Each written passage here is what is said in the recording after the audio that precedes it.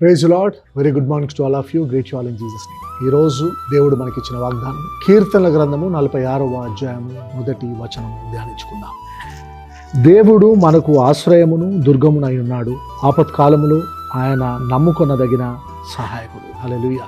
ఈ వాగ్దానము మనందరి జీవితంలో నెరవేరును గాక. ఒక్కోసారి మన జీవితాల్లో కొన్ని సందర్భాల్లో మనకు వచ్చిన సమస్యను బట్టి మన స్నేహితుల నుంచి, బంధువుల నుంచి, కుటుంబ సభ్యుల నుంచి మనం సహాయం కోరుకుంటూ ఉంటాం. ఈ లోకంలో ఎట్లా ఉంటుందంటే సహాయము మన అర్హతను బట్టి, యోగ్యతను బట్టి మనకు సహాయం చేస్తూ ఉంటారు. కానీ మనకు అర్హత లేకున్నా, యోగ్యత లేకున్నా, ఎవరు సహాయం చేసినా, సహాయం చేయకపోయినా ఆయన నమ్ముకున్న బిడ్డల్ని విడిచిపెట్టే దేవుడు మన దేవుడు కాదు.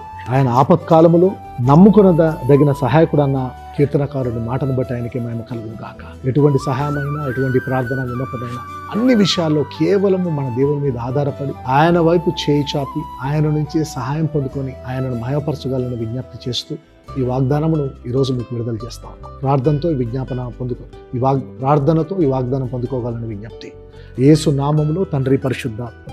అవును తండ్రి, నీవు మాత్రమే ఆపత్కాలంలో నమ్ముకొనదగిన సహాయుడు ప్రభువా.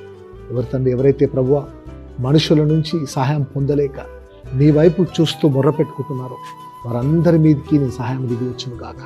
ఎవరు విడిచిపెట్టే దేవుడు కాదు ప్రభువా. నీవే నీ బిడ్డలకు సహాయం చేసి నీ బిడ్డలను గొప్పగా ఆశీర్వదించి సాక్ష్యమును పొందుకున్నాం. యేసు నామంలో ప్రార్థించి ఈ వాగ్దానం విడుదల చేస్తున్నాము తండ్రి. Amen. God bless you all. Wish you all a happy blessed day.